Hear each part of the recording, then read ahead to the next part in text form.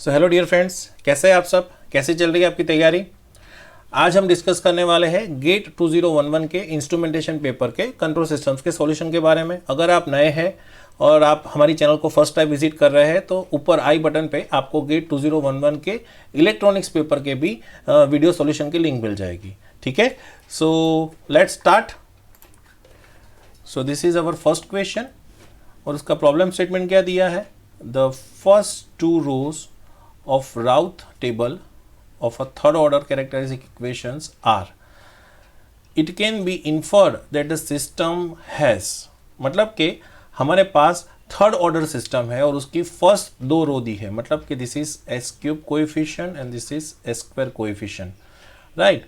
सो अब हमें कंक्लूजन पे आना है। तो कंक्लूजन पे आने से पहले हम एक चीज़ भी कर सकते हैं, इसकी ओरिजिनल कैरेक्टरिस्टिक इक्वेशन भी हम फाइंड कर सकते हैं।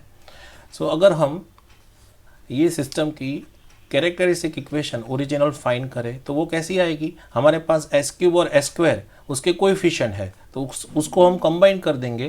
तो ये हो जाएगा 3s cube plus 4s square plus 3s plus 4 that is equals to 0। अब देखो, अब यहाँ से हम अगर एस स्क्वायर कॉमन लेते हैं तो हमारे पास क्या बचेगा? 3s प्लस 4, यहाँ से 1 कॉमन लेते हैं सो बचेगा 3s plus 4 that is equals to 0। So from this हमारे पास जो रूट आएंगे या तो इसके पोल्स आएंगे वो क्या होंगे? 3s plus 4 and S square plus 1 that is equals to 0। Now अगर हम इसके पोल्स फाइंड करें तो ये एक पोल तो आएगा s इक्वल्स टू -4/3 और ये एस स्क्वायर प्लस 1 ये हमें क्या मिलेगा? ये हमें मिलेंगे पोल अराउंड इमेजिनरी एक्सिस, क्योंकि ये आएंगे s इक्वल्स टू प्लस और माइनस j। सो यही ऑब्जर्वेशन से हमें इसका सॉल्यूशन मिल जाएगा। ठीक है, ये मैंने डिटेल में इसका पोल्स लोकेशन क्यों फाइंड किए? क्योंकि फ्रॉम दी ऑप्शंस आपको यही करना है। So let's check first one real pole in the right half. देखो ये दोनों पोल है, ये लेफ्ट हैंड साइड पे है और ये कहाँ पे है? इमेजिनरी एक्सिस पे है ना, और एक दूसरे के कॉन्जुगेट है। सो अगर हम एलिमिनेशन की बात करें so A is not the right answer. फिर a pair of complex conjugate poles in the right half पे तो है ही नहीं। फिर a pair of real poles symmetrically place around s equals to 0। क्या बोला है? Real poles. रियल पोल तो एक ही है हमारे पास और ये जो है कॉन्जुगेट वो इमेजिनरी एक्सिस पे है ना। So C is not a right option. So which is the right option? A pair of complex conjugates pole on the imaginary axis, so D is the right answer. Clear? Let's see the next question. Okay, so हमें क्या पूछा गया है? Signal flow graph दिया है और उसके ऊपर से आइडेंटिफाई करना है कि कौन सा ट्रांसफर फंक्शन सही है। अब हम देखो क्या कर सकते हैं। देखो चारों के न्यूमरेटर में सेम फॉरवर्ड पाथ गेन है और चारों की डिनोमिनेटर डिफरेंट है, तो हम क्या कर सकते हैं? अगर हम ये सिस्टम का डेल्टा फाइंड कर दे, सिस्टम डिटर्मिनेंट, तो चारों का अलग अलग है ना। सो हमें एक आंसर मिल जाएगा तो उसके ऊपर से हमें डायरेक्टली द क्लू मिल जाएगा। तो इसका डिटर्मिनेंट फाइंड करना है तो that is 1 minus addition of all the single loops.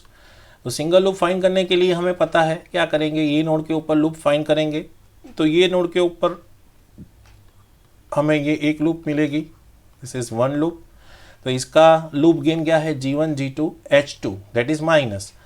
सो हमें यहाँ पे क्या मिलेगा? Minus G1 G2 H2।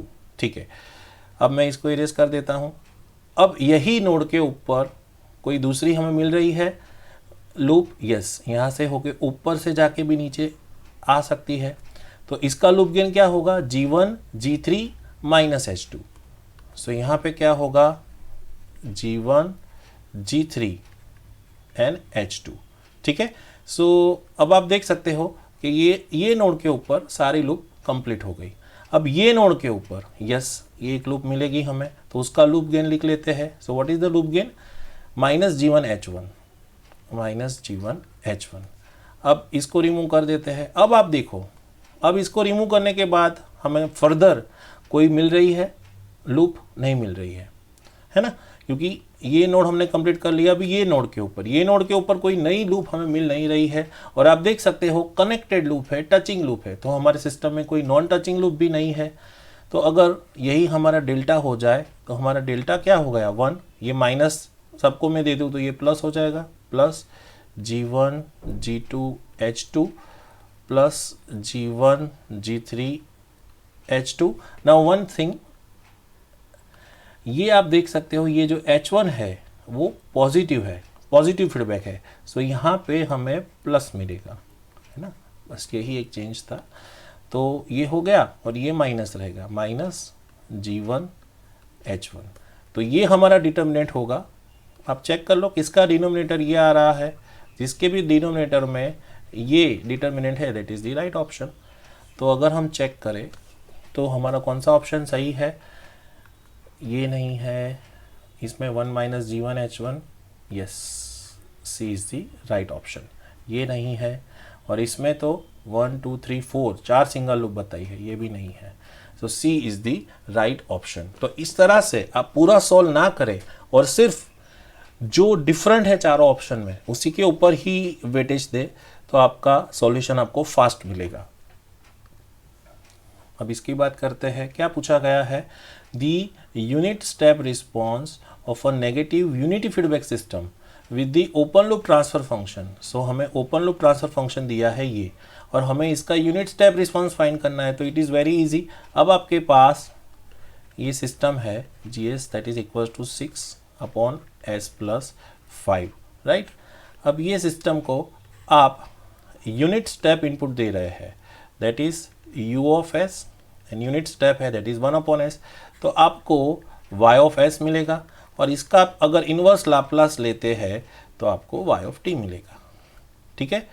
और यहाँ पे इनिशियल कंडीशन का जिक्र नहीं किया है और ट्रांसफर फंक्शन के फॉर्म में दिया है। So all the initial conditions are 0, y0 y dot 0, all the initial conditions are 0। So y of g of s दिया है, तो इसके ऊपर से हमें आगे की डायरेक्शन मिलेगी कि हमारे पास y of s by u of s ये है 6 अपॉन s प्लस 5। अब u ऑफ s को सामने मल्टीप्लाई कर दे तो हमारे पास y ऑफ s क्या मिलने वाला है, that is 6 upon, now u of s is 1 upon s, तो आपका ये क्या हो जाएगा s plus 5। Now you can do the partial fraction. So 6/5 को कॉमन ले लो और यहाँ पे फैक्टर्स बना दो, s प्लस 5 माइनस s। तो देखो मैंने क्या किया, इसमें 5 ऐड किया है ना, यहाँ पे 5 माइनस s कर दिया, तो यहाँ पे 5 बचा, मुझे तो 1 लाना था तो मैंने डिवाइड बाय 5 कर दिया, s प्लस 5।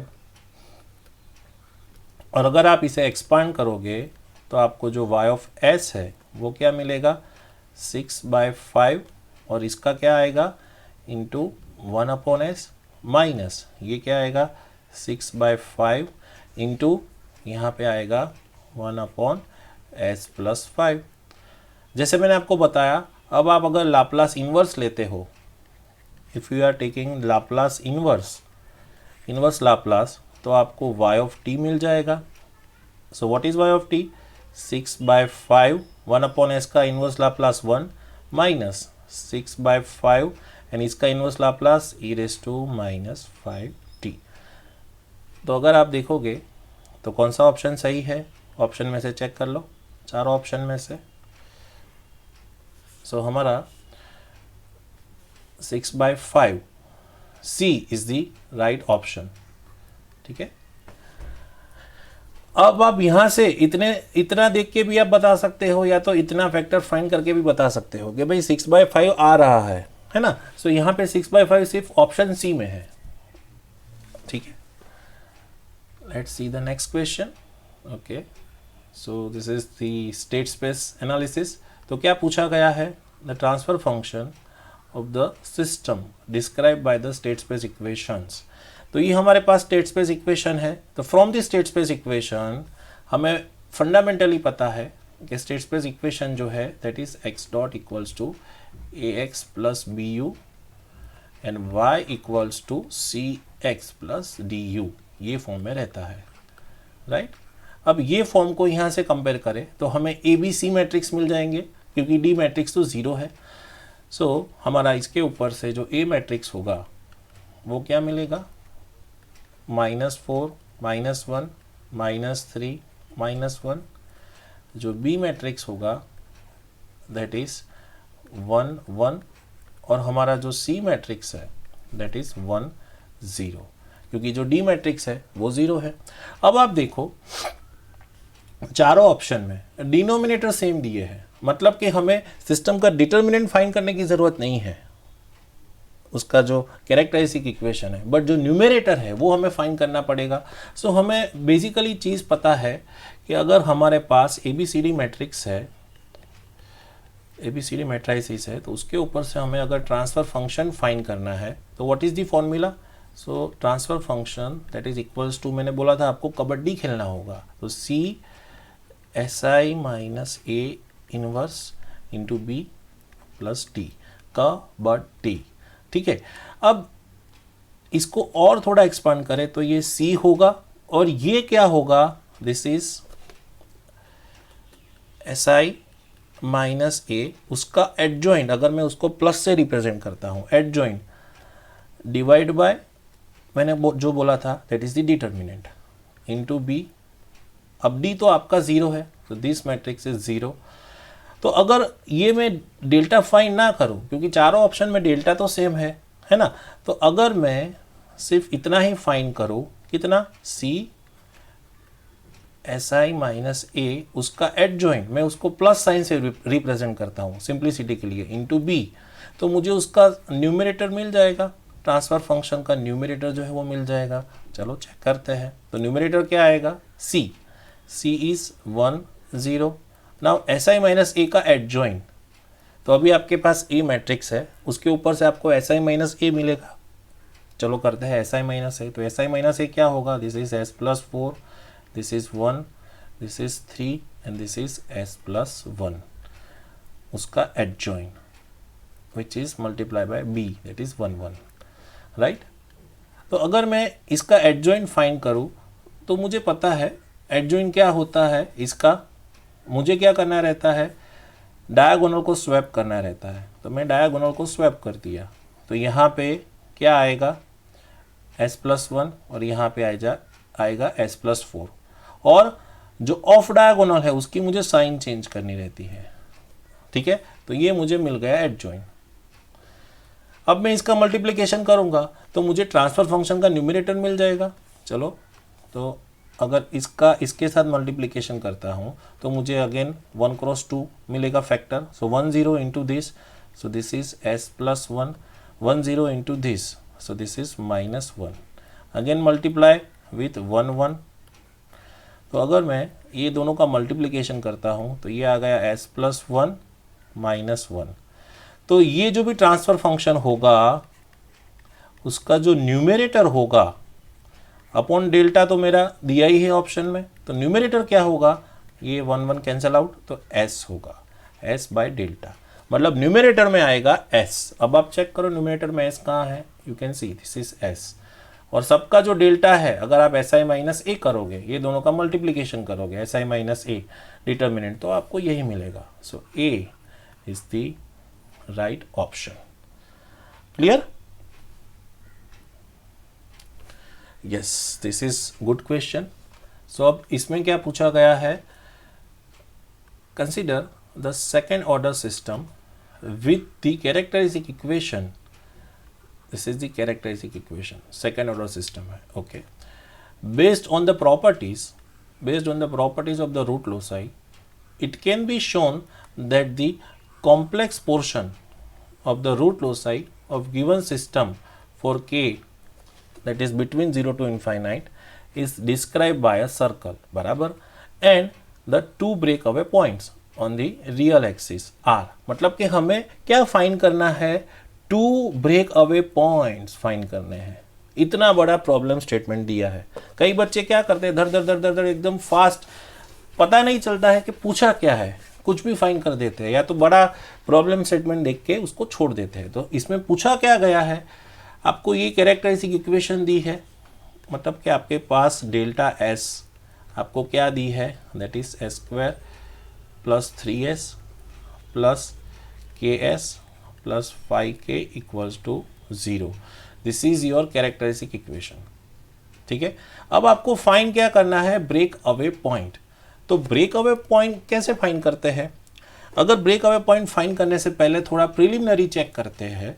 तो ये सिस्टम का अगर आप ट्रांसफर फंक्शन देखोगे, नेगेटिव फीडबैक सिस्टम है, यूनिटी नेगेटिव फीडबैक, तो ये आपको क्या मिलेगा, ये आपको मिलेगा as per 1 plus G of S H of S is equal to 0 से कंपेयर करेंगे तो ये आपको क्या मिलेगा, ये मिलेगा के s plus 5 upon S plus 3, right.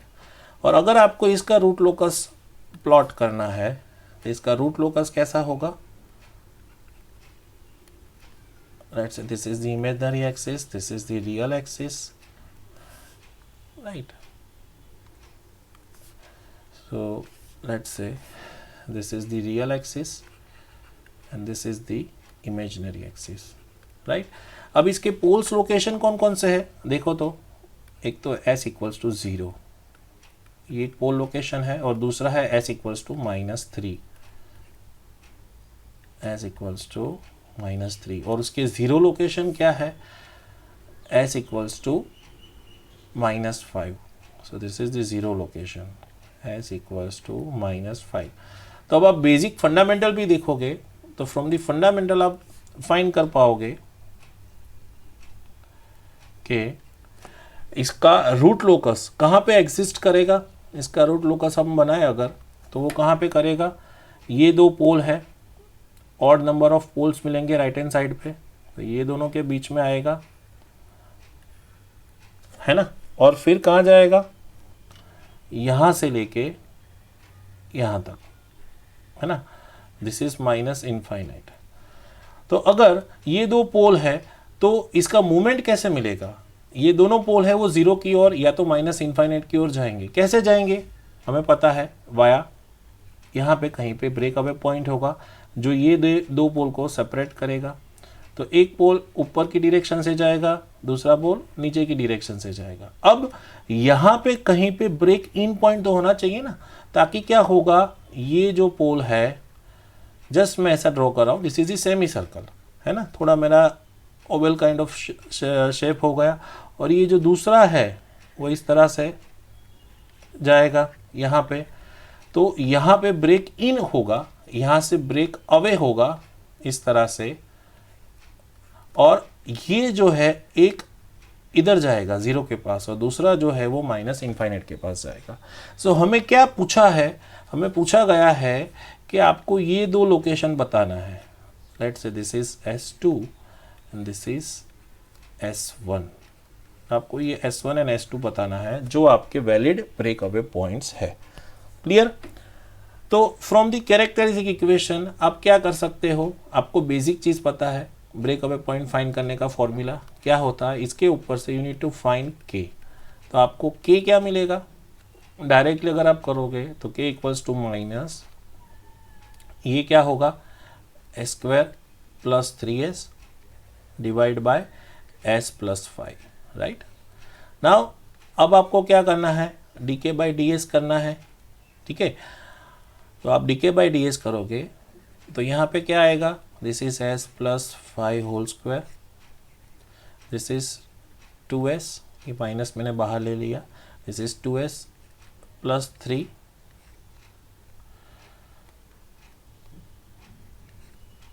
This is s plus 5 and यहाँ पे माइनस इसका differentiation 1 and numerator as it is, so s square plus 3s। Clear. अब हम क्या करते हैं, इसको जीरो से इक्वेट करते हैं। तो फ्रॉम दिस ये जो है डिनोमिनेटर वो तो जीरो से मल्टीप्लाई हो गया, ये माइनस भी जीरो से मल्टीप्लाई हो गया, तो बचा क्या, अगर हम इंटरनल मल्टीप्लिकेशन करें ये दो फैक्टर का तो क्या मिलेगा हमें, 2s square plus 10s plus 3s plus 15 minus s square minus 3s, if I am not wrong, equals to 0, let's say क्या मिलता है इसका 2s² plus 10s plus 3s plus 15, yes. So from this 3s cancel out. तो आपका जो ये equation मिला, ये क्या मिला, 2s² minus s², this is s², फिर प्लस 10s और plus 15 that is equals to 0। So ये आपको इक्वेशन मिला और इसके जो भी रूट्स मिलेंगे वो आपके ब्रेकअवे पॉइंट होंगे।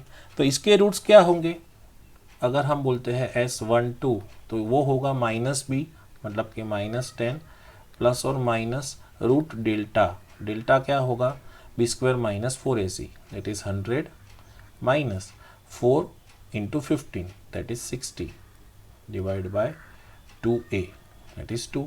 तो आपके जो S12 होंगे वो क्या होंगे -5 प्लस और minus, this is 100 minus 60 that is 40। So 40 is 10 4 जा 40, सो 2 बाहर निकलेंगे और यहाँ पे आएगा 2√10, और ये जो है डिवाइड बाय 2 भी तो है तो ये 2 चला जाएगा। तो आपके जो दो ब्रेक अवे पॉइंट हो गए वो हो गए -5 प्लस और माइनस √10। क्लियर? सो -5 प्लस और minus √10 that is C is the right option. तो आपका जो एक लोकेशन होगा ये है ना, तो ये आपका लोकेशन क्या होना चाहिए, ये लोकेशन -5 प्लस √10 और ये लोकेशन -5 माइनस √10। क्लियर? और अगर आप इसका शेप थोड़ा एक्यूरेट ड्रॉ करो तो आपको ये सेमी सर्कल जैसा मिलेगा, है ना। ये थोड़ा जल्दी में मैंने ऐसा बनाया, but the concept must be clear, है ना। अगर कुछ डाउट है तो आप नीचे कमेंट सेक्शन में कमेंट कर सकते हैं। Now let's see the next question. Okay, so I hope this is the last question of this series. तो हम क्या करते हैं, यहाँ पे पार्ट 1 को डिस्कस करेंगे, ये पार्ट को, और नेक्स्ट में पार्ट बी को डिस्कस करेंगे, ये पार्ट को। ठीक है, सो पार्ट 1 में हमें क्या फाइंड करना है, the open loop transfer function दिया है, the open loop transfer function with the unity negative gain feedback is given by this, मतलब कि हमारे पास g of s into h of s दिया है, that is k upon s plus 5 whole cube. ठीक है, फिर क्या बोला है पार्ट ए में, the value of k for the phase margin of the system to be 45 degree. Okay, so हमें क्या फाइंड करना है, k फाइंड करना है फॉर किसके लिए, फेज मार्जिन कितना होना चाहिए 45 डिग्री। तो अभी सारे लॉजिक को इकट्ठा करो। पहले तो फेज मार्जिन का इक्वेशन क्या है, phase margin that is 180 plus angle of the system eight gain cross over frequency. तो हमें सबसे पहले ये इक्वेशन अगर हम बनाएं तो उसके ऊपर से गेन क्रॉस ओवर फ्रीक्वेंसी मिल जाएगी। और गेन क्रॉस ओवर फ्रीक्वेंसी मतलब क्या, what is the fundamental of gain cross over frequency, मतलब कि ये सिस्टम का जो मैग्नीट्यूड है वो 1 होगा, ऐसी फ्रीक्वेंसी जहाँ पे ये सिस्टम का मैग्नीट्यूड 1 होगा।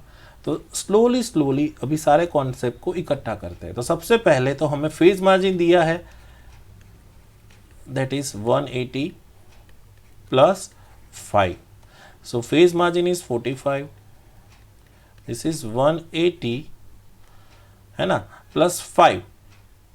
नाउ 5 इसका एंगल इक्वेशन क्या मिलेगा, तो वो मिलेगा -3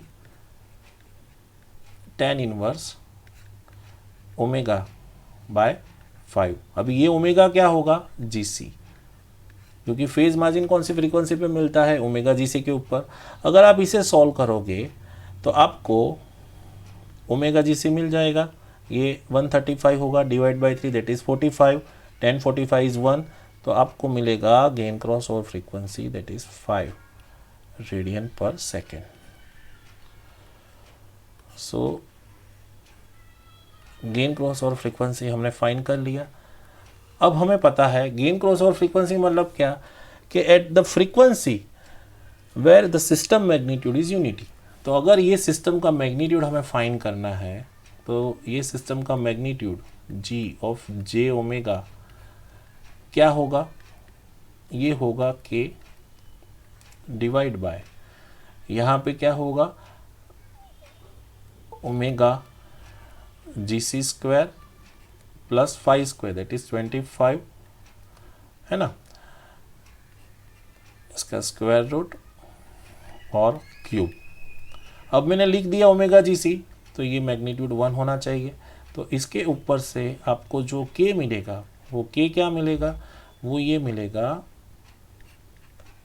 square root of omega ji C is 5, so उसका square is 25, 25 plus 25 that is 50, square root of 50 और उसकी पावर 3 बराबर। So how I can go ahead, हमारे पास क्या है ऑप्शन में देखो तो, first I need to check I am right और रॉन्ग, 5 25 यस राइट। अब हमें ऑप्शन में √5 या √2 के फॉर्म में लाना है। तो अगर √5 के फॉर्म में लाते हैं तो कैसे हम आगे बढ़ सकते हैं, मुझे अभी भी क्यों लग रहा है कुछ गलती नहीं हुई ना हमसे। 25 प्लस ओमेगा जी से is 5 25, okay, so this is 10 फाइजा, हम कर सकते हैं ना। So ultimately this is 50 raise to 3/2, ये हम बोल सकते हैं, ठीक है। अब इसका थोड़ा सा हम एक्सटेंशन लेते हैं। सबसे पहले अगर मैं ऐसा करूँ 50 रेज़ टू 3, ठीक है, और उसका अगर मैं स्क्वायर रूट करूँ तो भी चलेगा ना, या तो फिर मैं ऐसा करूँ, तो मैं ऐसा करूँ 50 √50 है उसको 3 टाइम्स लिखूँ, तो इस तरह से भी मैं कर सकता हूँ। So what is this, √50 into √50 this is 50, 50 into √50 इतना हुआ, एम आई राइट और रॉन्ग, 50 उसको 3 टाइम्स मैंने मल्टीप्लाई किया, yes this 50, now square root of 50। अब इसको स्क्वायर रूट ऑफ 50 को मैं क्या बोल सकता हूँ, दिस इज 10 फाइजा, बट यहाँ पे वी आर स्टक और I have done some mistake and I need to check it. इसका मैग्नीट्यूड होगा के और this is omega ji C square plus 25 उसका स्क्वायर रूट और उसका cube, yes equal to 1, so K equals to 50, so √50 into √50 into √50, so this is √50। और यहाँ पे मैं क्या कर सकता हूँ, ये कहाँ पे हम स्टक हो गए somewhere, so this is 50 into this is 10 into 5,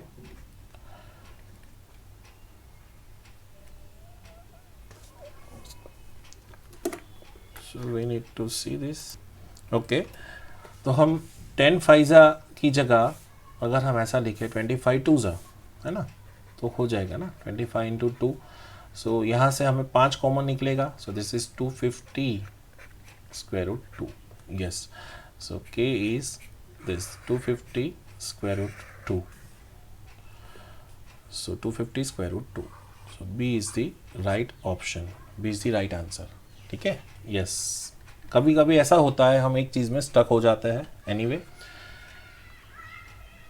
now हम देखेंगे पार्ट 2।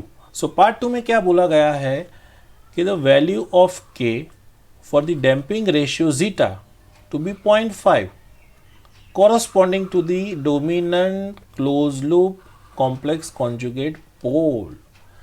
सो ये बहुत ही अच्छा कॉन्सेप्ट है डोमिनेंट क्लोज लूप कॉन्जुगेट पोल का, तो जीटा हमें 0.5 दिया है, सो ये हमारा स्टार्टिंग पॉइंट है। अब देखो कि फ्रॉम द गिवन इंफॉर्मेशन क्या हम टेंटेटिव रूट लोकस बना सकते हैं, yes we can prepare the tentative root locus, हमारे पास इतनी इंफॉर्मेशन है।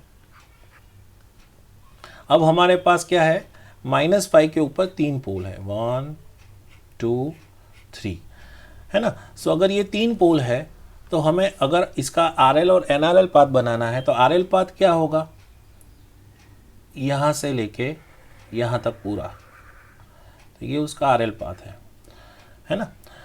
अब ये जो 3 पोल है उसके टेंटेटिव अगर मैं रूट लोकस की बात करूँ, 3 पोल है, ओके आई एम रॉन्ग, यहाँ से यहाँ आएगा, सॉरी दिस साइड, क्योंकि हमें odd number of poles calculate करने हैं। तो अगर इसकी राइट साइड में देखो, ये पॉइंट ये s equals to -5, this is s equals to -5, तो उसके राइट साइड पे 0 है, बट यहाँ से थोड़ा सा मैं लेफ्ट हो तो मुझे 3 पोल्स दिखेंगे, मतलब कि NP माइनस NZ 3 मिलेंगे मुझे।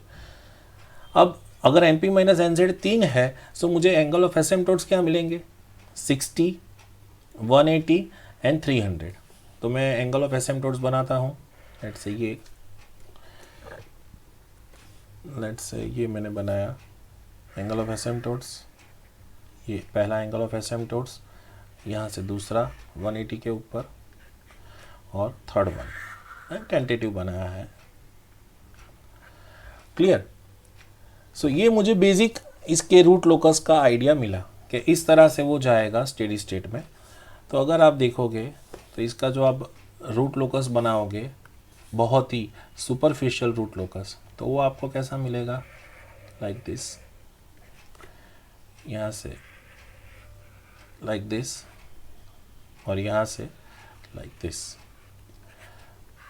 ठीक है। अब आपको इम्पोर्टेंट इंफॉर्मेशन चेक करना है।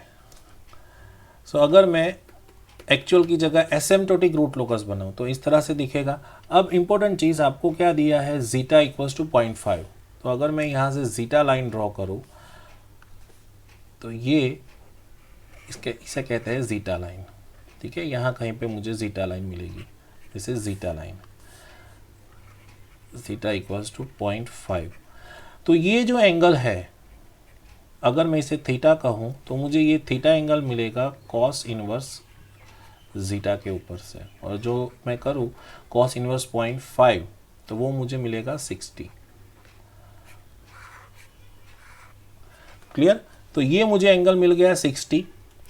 अब आप इसे ज़्यादा थियोरेटिकली देखोगे तो ये अगर 60 है तो आपका ये एंगल और ये एंगल क्या होगा, ये भी 60 होगा और ये भी 60 होगा। क्लियर। तो अब आपको क्या करना है, ये जो इंटरसेक्शन पॉइंट मिला ना, this is your dominant pole location, this is your dominant pole, क्योंकि ये आपके रूट लोकस को इंटरसेक्ट कर रहा है। ये कॉन्जुगेट है, मतलब एक पोल ऊपर तो एक पोल नीचे, यहाँ पे भी मिलेगा। अगर आप यहाँ पे भी जीटा लाइन बनाओ इस तरह से, ठीक है, तो ये जो आपके जो 2 पोल मिले ना, ये आपके कॉम्प्लेक्स कॉन्जुगेट है, जिसे हम कहते हैं डोमिनेंट पोल, ये 2 पोल। तो इसके जो लोकेशन होते हैं उससे हम अगर एस टी कहे तो वो होते हैं minus zeta omega n plus और minus j omega n under root of 1 minus zeta square. Clear. तो हमें अगर ये डोमिनेंट पोल के लोकेशन मिल जाए तो हमारा प्रॉब्लम ही सॉल्व हो जाएगा, है ना। तो हमें क्या चाहिए, जीटा एन ओमेगा एन। अब आप चेक करो कि आपके पास जीटा तो ऑलरेडी है। अब ये पॉइंट है जो रूट लोकस में से पास हो रहा है, तो रूट लोकस में से पास होगा तो उसका जो ओमेगा है वो आपका यही होगा ना, ओमेगा जीसी जितना, दैट इज 5। अब आप मुझे कमेंट में बताओ कि क्यों इसका जो ओमेगा एन होगा, इसका ओमेगा एन जो होगा वो ओमेगा जीसी क्यों होगा, चलो मुझे रिप्लाई करके बताओ। सो दिस इज 5, आपके पास जीटा है दैट इज 0.5। तो अगर आप इसे चेक करोगे तो आपका जो ये पोल लोकेशन है, डोमिनेंट पोल लोकेशन, वो क्या होगा, जीटा ओमेगा एन, मतलब के माइनस 2.5 प्लस और माइनस जे, ये क्या है, ओमेगा एन इज 5 और यहाँ पे square root of 1 minus zeta square, so 1 minus 0.5 square, so what is that, 1 minus 0.5 square, that is 0.75 तो अगर मैं इसे समराइज करूँ तो ये मेरा जो है डोमिनेंट पोल लोकेशन ये होगा -2.5 प्लस और माइनस, अगर मैं इसे मल्टीप्लाई करता हूँ स्क्वायर रूट ऑफ 0.75 इंटू 5 तो ये होगा 4.33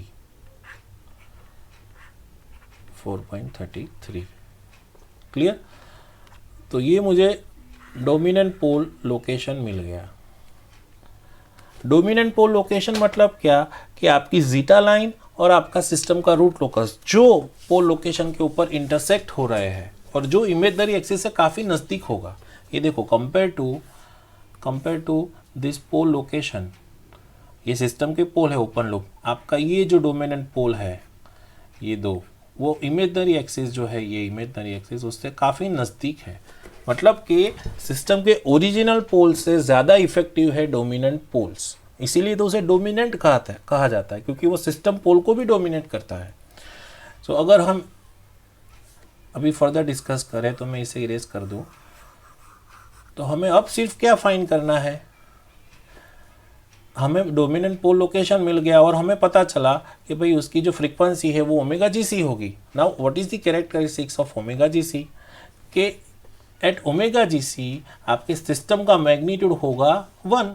तो अगर आप ये डोमिनेंट पोल लोकेशन यहाँ पे रखो, मतलब कि के डिवाइड बाय एस की जगह आप एस डी कर दो, एस डी प्लस 5, तो ये जो मैग्नीट्यूड होगा ना at S equals to S D वो कितना होगा 1। तो अगर आप इसे सिंप्लीफाई करते हो तो आपको k क्या मिलेगा, तो k equals to the magnitude of s d is what -2.5 plus और minus square root of 4.33 j, this is j plus 5, right. तो आप इसका मैग्नीट्यूड फाइंड करो ना, you choose any one point, क्योंकि आप मैग्नीट्यूड करोगे तो फर्क नहीं पड़ेगा। सो अगर मैं प्लस वाला पॉइंट लेता हूँ तो मुझे k क्या मिलेगा, k equals to magnitude of 5 minus 2.5 that is plus 2.5 plus square root of 4.33 j। तो अगर मैं इसके ऊपर से k फाइंड करूँ सो मेरा जो k होगा वो कितना आएगा, इसके ऊपर से स्क्वायर रूट ऑफ 2.5 स्क्वायर, तो वो क्या मिलेगा 2.5 square that is 6.25 plus 4.33 root उसका square, so this is 4.33। So जो मेरा k होगा मैं कैलसी में कैलकुलेट करता हूँ वो आ रहा है 6.25 प्लस 4.33 उसका स्क्वायर रूट। ये बराबर किया या कुछ गलती है हम यहाँ पे चेक करेंगे, plus omega N 1 minus eta square, यहाँ पे क्या है थोड़ा जल्दी में थोड़ा शायद ये बराबर किया, omega N is 5 and 1 minus zeta square, 1 minus zeta square, zeta is 0.5 that is 0.5 of answer, this is 0.86 into 5 4.33। so this is not square root of this is my mistake, this is 4.33 okay। so ये 4.33 j है, तो यहाँ पे ये square root नहीं है, यहाँ पे ये स्क्वायर रूट नहीं है, ये 4.33 j है, ये 4.33 j है। तो अब आप इसे अगर सॉल्व करोगे 4.33 j तो यहाँ पे मुझे इसका स्क्वायर करना पड़ेगा, राइट। तो अब मैं चेक करूँ अगर, सो this is 6.25 plus 4.33 square, so this is 4.99 means I am getting k equals to 5। again some mistake, how much time I will make this kind of mistake, st is 2.5 okay, so 2.5 square okay plus 4.33 square okay। So here I am getting